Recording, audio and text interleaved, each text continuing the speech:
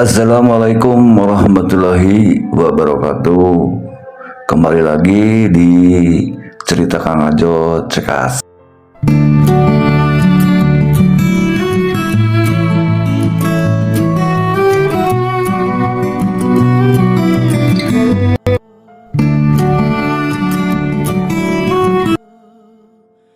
Bagaimana kabarnya Baria Cekas semua?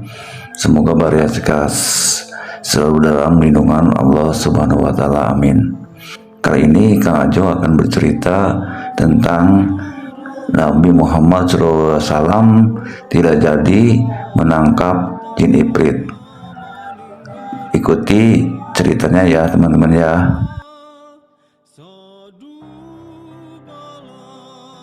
Rasulullah Shallallahu Alaihi Wasallam pernah mengurungkan niatnya untuk menangkap salah satu jin ifrit yang mengganggu salatnya.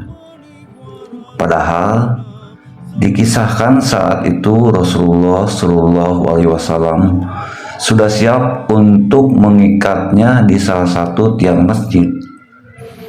Kisah ini diabadikan dalam hadis yang dikisahkan dari Abu ad-Darda dan diriwayatkan oleh Imam Al-Bukhari dan Muslim. Saat itu Rasulullah Shallallahu Alaihi Wasallam tengah bersiap-siap berdiri untuk menunaikan sholat. Namun tiba-tiba para sahabat mendengar Rasulullah Shallallahu Alaihi Wasallam mengucapkan, "Aku berlindung kepada Allah darimu. Kukutuk kamu dengan kutukan Allah," sebanyak 3 kali sambil membentangkan tangannya seolah-olah mengambil sesuatu. Hal yang belum pernah didengar dan disaksikan langsung oleh mereka sebelumnya. Hingga salah satu dari para sahabat itu kemudian memberanikan diri untuk bertanya pada Rasulullah Shallallahu Alaihi Wasallam, "Wahai ya Rasulullah, sungguh kami mendengar engkau berkata sesuatu dalam sholat yang belum pernah kudengar engkau mengucapkan sebelumnya. Kami juga melihat engkau menjulurkan tangan ya Rasulullah." Rasulullah Shallallahu Alaihi Wasallam kemudian menceritakan bahwa dirinya tengah diganggu oleh jin ketika sholat. Beliau menjawab, "Sesungguhnya iblis musuh Allah datang dengan membawa panah api untuk diletakkan di mukaku." Setelahnya Rasulullah Shallallahu Alaihi Wasallam mengabarkan bahwa dirinya sudah mengucapkan doa, "Aku berlindung kepada Allah darimu. Kukutuk kamu dengan kutukan Allah," sebanyak 3 kali.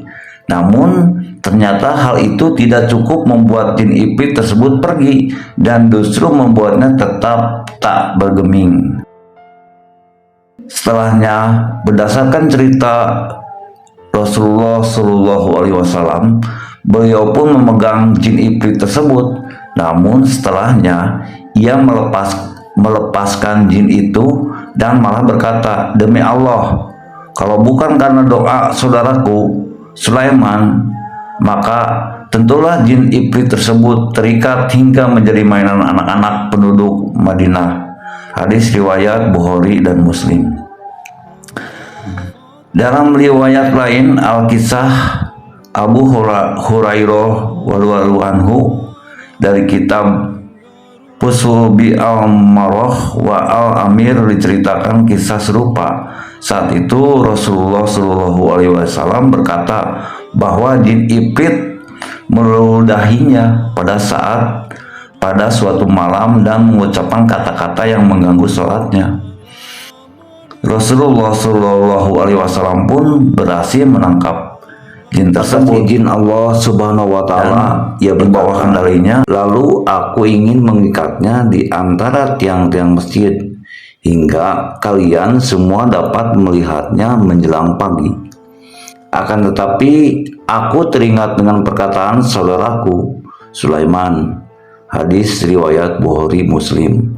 Maksud perkataan Nabi Sulaiman alaihissalam dari sabda Rasulullah Shallallahu Alaihi Wasallam ini adalah perkataan yang termaktub dalam surah Sad ayat 35. Isinya berbunyi sebagai berikut.